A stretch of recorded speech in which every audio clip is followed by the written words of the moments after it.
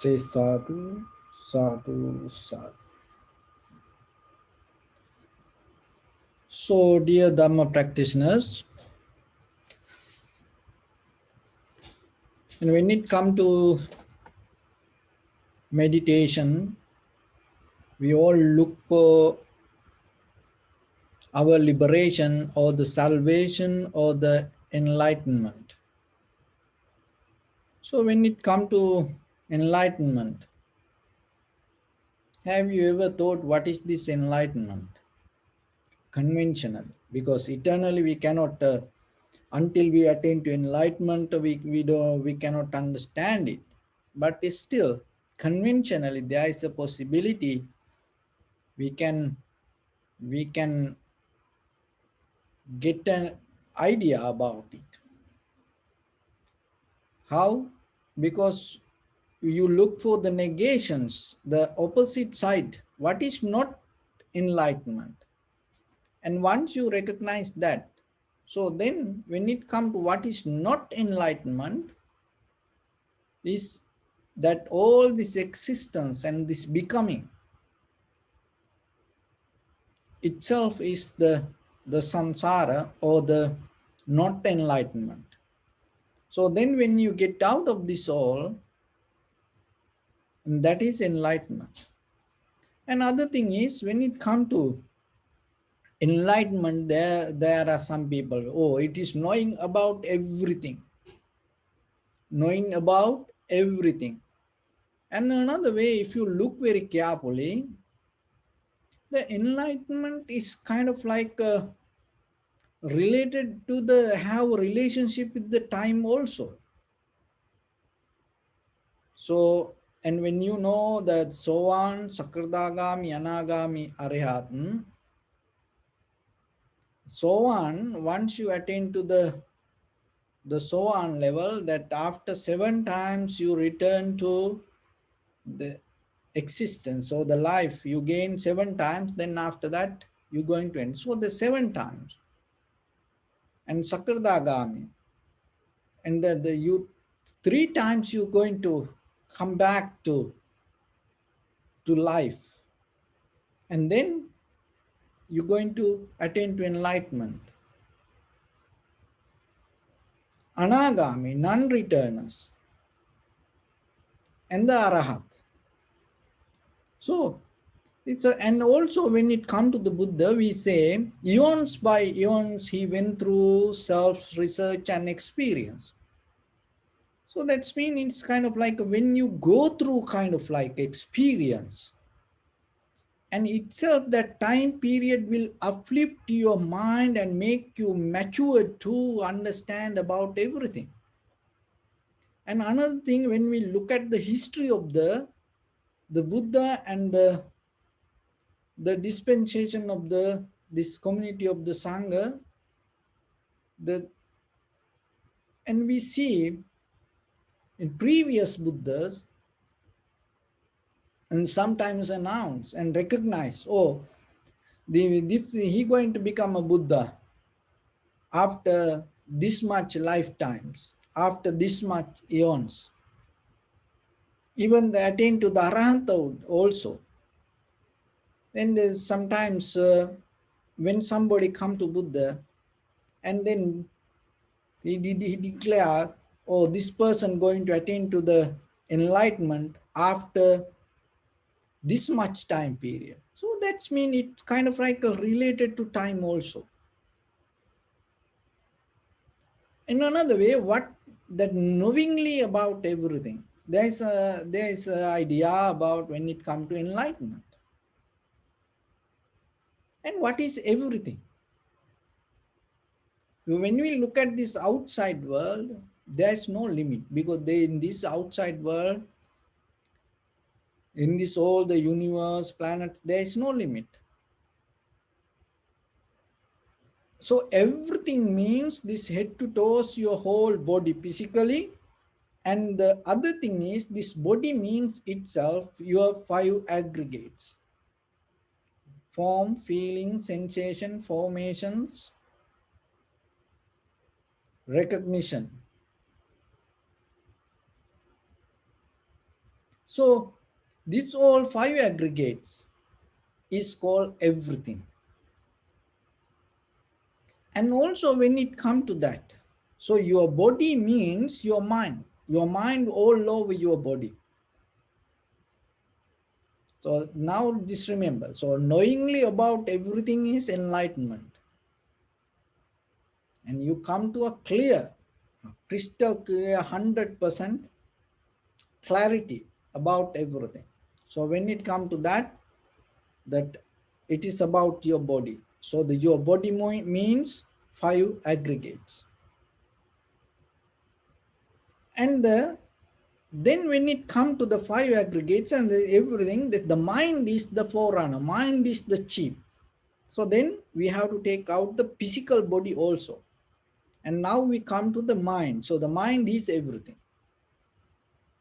So that means knowingly the mind is enlightenment. That's why it called the self-realization also. So then when it comes to the mind, behavior of the mind, on the surface level, we see there are a lot of thoughts. There are a lot of thoughts. But when you go to the depth of the mind, and when you analyze the behavior of the mind, one thought at a time. That's how the mind happens. Not many thoughts at one time. One thought at one time. So then how about the enlightenment means when you recognize the very nature of the one thought?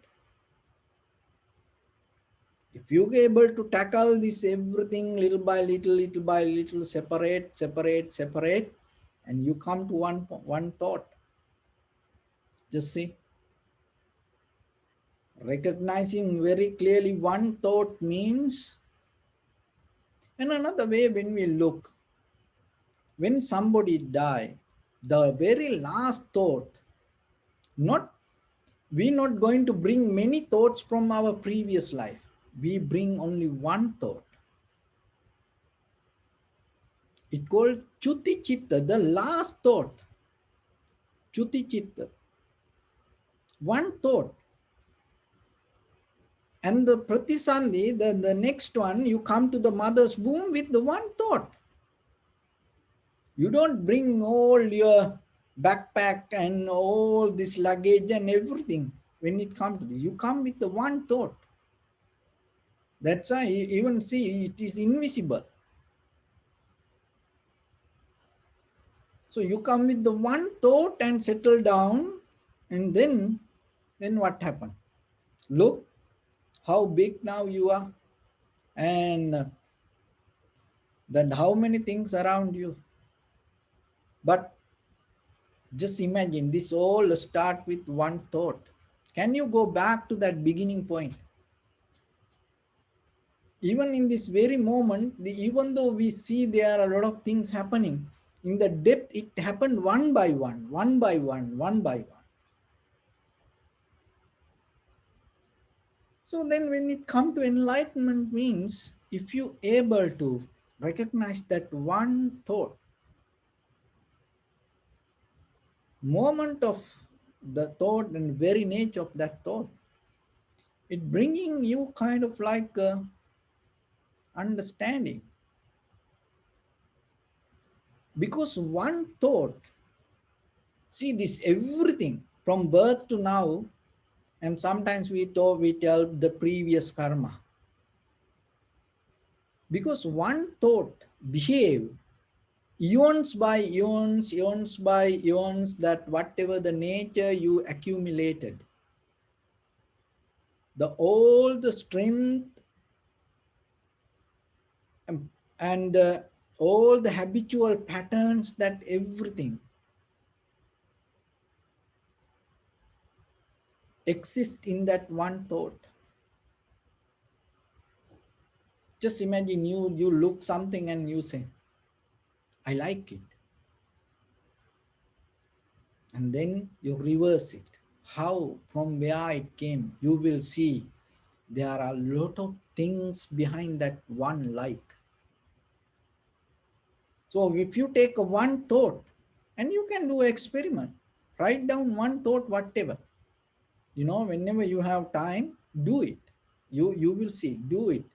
When you have time, so whatever thoughts come, just write down. And then you start to reverse yourself and see from where it came. And then you start to see it come with the huge current, and there is a huge habitual pattern. And that's why that one thought has power to accumulate a lot of things around you. That's why when you die with one thought, one single thought, that thought has power with all the accumulated history within that life.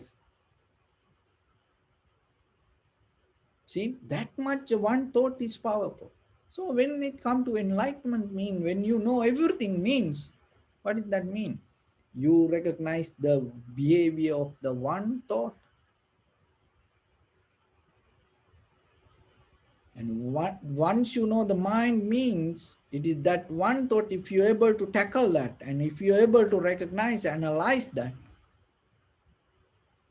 so then once it comes to thoughts, it always thoughts depending on feelings. Look at your life. What is the meaning of living? You depending from feelings. If there are no feelings, what will happen? Nothing. But the thoughts always follow the feelings. Whatever you do, physically, mentally, verbally, so whatever you do, we go with the feelings. See that when you eat something, and you always, it in the bottom line, without taste sometimes you cannot eat. So how you say this is good, this is good food, oh this place is so good, oh this person is so good. And so then when you hate something, I don't like it, I hate this, I don't appreciate it. So like that, if you look very carefully from where it come, it all come out of the feelings. So then you have to understand the feelings governs this samsara, the existence. So feelings is not a kind of like something that exists separately. So the feelings means byproduct of the happening of many things at once. Perception, and from here that you have to have the mind, and not only that, you have to have the history behind that mind, and you have to have the physical body, and it should have the necessary conditions in that body. Because if that necessary conditions not there, you're not going to that certain feelings, you may get to something else. So that's why when they do the operations like that, when they cut the body, sometimes they numb, like a dentist. No, they numb this area sometimes when they want to pull out the teeth. See, then when there's no feelings, it's not belong to you. So then what is the feeling mean? Feelings means it's mainly pattern of thoughts. So if you become very careful and recognize that all this that we go through, feeling behind feeling, oh, when it come to morning to night, your living means you maintain your feelings. But if you look very carefully when it come to vipassana, what is the behavior of the feelings? Change. And unsatisfactory nature. All the feelings and the feelings related to the emotions. So all the emotions lead you to unsatisfaction. There is no emotions. There is no that the emotions related feelings never going to take you to complete satisfaction. It cannot happen in the world. There is no way it can happen. So then when it comes to vipassana level, you deeply observe and recognize the behavior of your feelings. And once you recognize the mechanism of the feelings, you not hold it to that. Then once you not hold it to it, you're not going to maintain it. Once you're not going to maintain it, you come out of the desire. That's mean you come out of the the the clinging nature to become. That is the very behavior of the enlightenment. So even though you experience something, you experience without having the desire to maintain or go towards the feeling. Can you it's not by thinking and doing. Can you allow it to happen? Can you allow anything to happen with your eye, ear, nose, tongue, body, mind without any good or bad or neutral feelings? Just it happen. You come to a point, no, consciously you recognize it and allow it to happen. And the deeper, there is no current go in the middle of that to make anything happen. So that is the moment your mind release from these tangles of this the defilement. So one thought leads to the samsara. So when you able to tackle and deeply go deeper and recognize that, for that you have to have the purpose. You have to have the purpose to see that. When you don't have the purpose, when you have a wrong purpose, you're not going to see. That is why it is very important when it comes to samatha and vipassana. When it comes to vipassana, the purpose is very important. Because when you don't have the right purpose, and you're not going to get it, maybe you having a good life. Having a good life doesn't mean you're going to understand. But we mesmerize, we brainwash to have a good life. What is the good life mean? It always change. It depend on according to the environment or the condition or the time, age, situations, geographical situations. So what is good means maybe not the right things. So then you have to be very careful. You look at the Buddha's time period, and all the people came to Buddha and attained to enlightenment. They had the different lifestyle. Demons came to Buddha and attained to enlightenment. Little children came to Buddha and attained to enlightenment. And the murderers came to Buddha and attained to enlightenment. Thieves came to attain came to Buddha and attained to enlightenment. The kings and the queens came to and the beggars came to the Buddha and the millionaires came to the Buddha and attained to enlightenment. So then that's mean that in the surface level, what we look for, this good doesn't mean when it come to enlightenment. Because if so, then all the good people should come to that. And how about the demons and like Alavaka? And how about the murderers like Angulimala? And how about the children able to understand that? What is then? It's like this.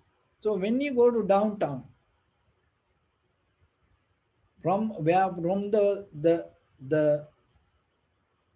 point that you start your journey, you go to freeway and any exit, there's nothing wrong with any exit. But why you don't take it that any exit? Because you have a purpose, you have a destination, clear destination, and according to that clear destination you keep going. Otherwise, so whatever the exit you can take it, even whatever the exit you can take it, and still then you can go to the your destination. So sometimes there are the road construction and then detour. So then when they detour, that you have to take a different road, but still you able to go. You're not going to turn back and telling, oh, I cannot go. Why? Because they closed the road and they're giving another road. You doesn't come back. What you do? You go from that way. Why? Because you know where to go.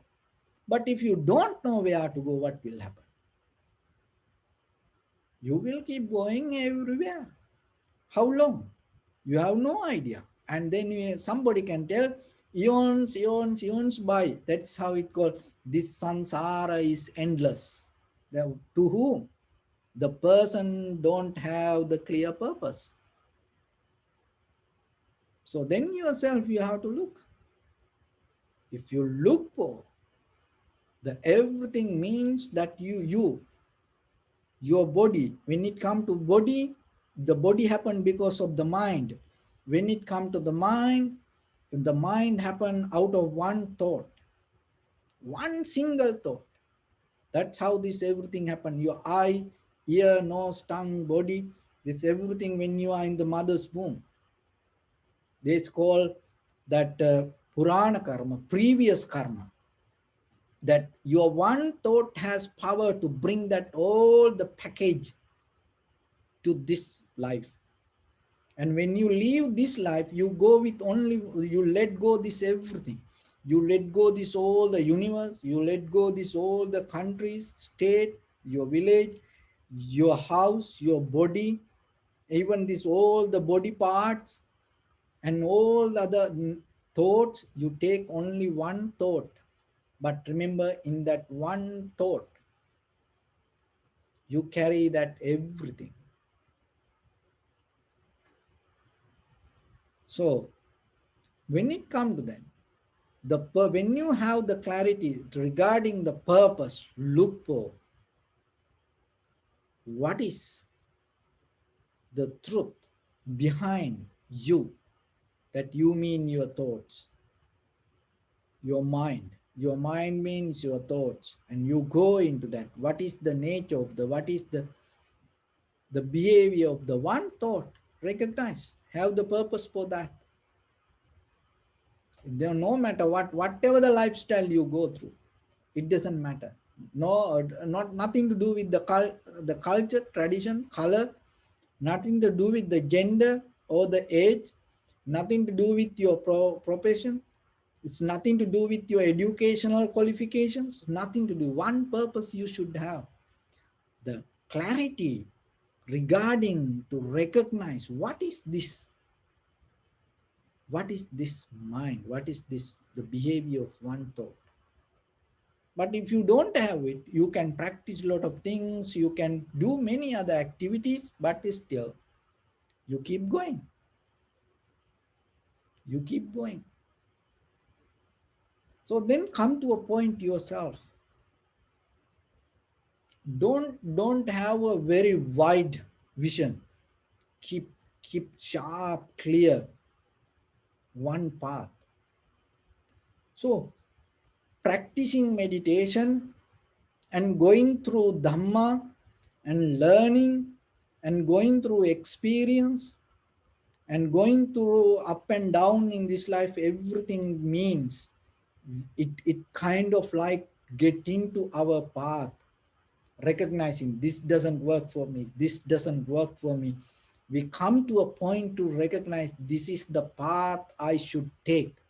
When you have that, it doesn't matter who you are. You're going to get it. You're going to go there.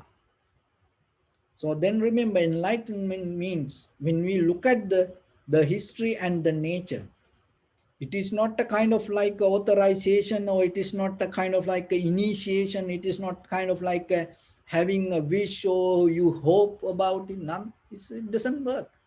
You're hoping about enlightenment, it doesn't work. But it is clear understanding about one single thought, clearly, crystal clear, 100%. One thought and the behavior of inner self. Once it come to that, once you experience, you're not going to go down. That is the very, very behavior of the world also. Nothing can reverse. Look at anything. Nothing can reverse.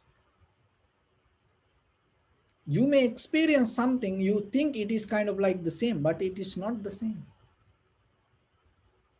So that's why once you come to higher experience, you're never going to go lower.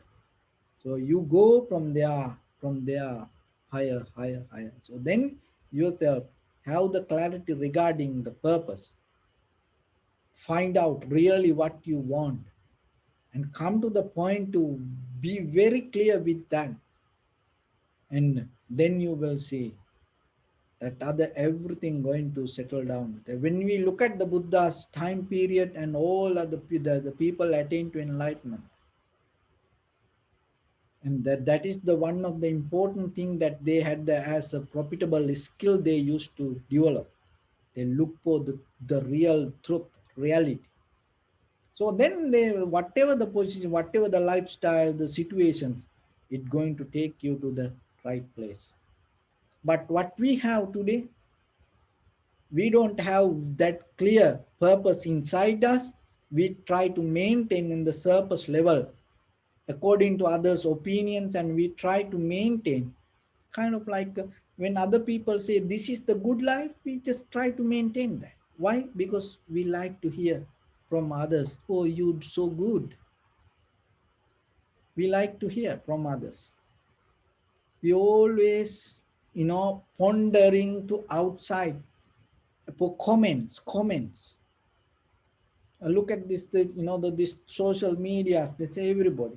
Even, you know, before you eat, you take a picture and post and how other people say about it. It doesn't matter. You don't see that even that what you eat, you don't recognize. So that when you deeply recognize the purpose, that means you come out of this views that related to the senses. You open the heart. That is where the vision comes. You go beyond this eye and you open the heart. So through the vipassana, you see means you not see through this like you see something through this eye. You see through your heart. Heart related to your whole body. It is not onto one part. Remember, one organ that nourish your all other organs is the heart. No? The one organ that nourish your whole other organs. That's why when you come to the mother's womb, you come with the one thought. The very first organ start in your mother's womb is the heart. And out of that heart, around the heart, these all other organs start to come. That relationship is still there. That's why whatever you see, if you are unhappy, whatever you hear through your ears, you are unhappy, whatever smell, unhappy, whatever you eat, unhappy, whatever the lifestyle, thoughts, you get the heart attack. See? It's not about eye attack, ear attack, nose attack. No, you get the heart attack. So when you maintain, unbalanced life, your heart start to feel. So the vipassana is the language of the heart. So for that, you have to have a very clear, sharp, calm, new, very fresh, without bound to anything. You have to have a very clear mind to understand that. Once you have it, you get it. It is possible. So that's why we keep practice little by little. So then in day-to-day life, this is just a, end of the day, just sitting 5 minutes, 10 minutes.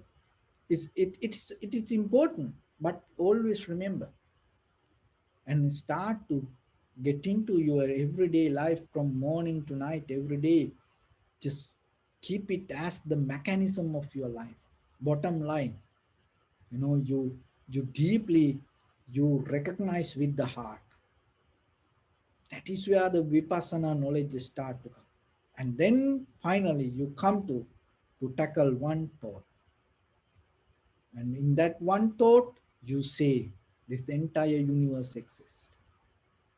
And that when the day you recognize that the behavior of the one thought, and you recognize your enlightenment. That's why that you may heard there are stories. Suddenly they attain to enlightenment. Just listening, seeing something, and memorize something, and suddenly they attain to enlightenment. But it is a process, and then but it come to finally one thought. So then always remember, when you look for enlightenment, don't look this outside that that the bundle book knowledge. No, it is a knowledge of one thought. So with that, I bless upon everyone. With this good practice, may all of you be well, happy, and peaceful. May no harm come to you. May no difficulties come to you. May no problems come to you. May you also have the patience, courage, understanding, and determination to meet and overcome inevitable difficulties in your life. During this time period, may everyone stay healthy and safe. And finally, may all of you attain supreme bliss of Nibbana. Sabbityo vajjantu sabbarogo vinasatu mate bhavatvantarayo sukhi digayuko bhava. Ettavata cha me sampadam punya sampadam sabbe deva numodantu sabba sampatti siddhya. Sabbe bhutanumodantu sabba sampatti siddhya. Sabbe sattanumodantu sabba sampatti siddhya. Idam me punya kammang asavakkaya vaham hotu sabba dukkha pamuncatu. Bless.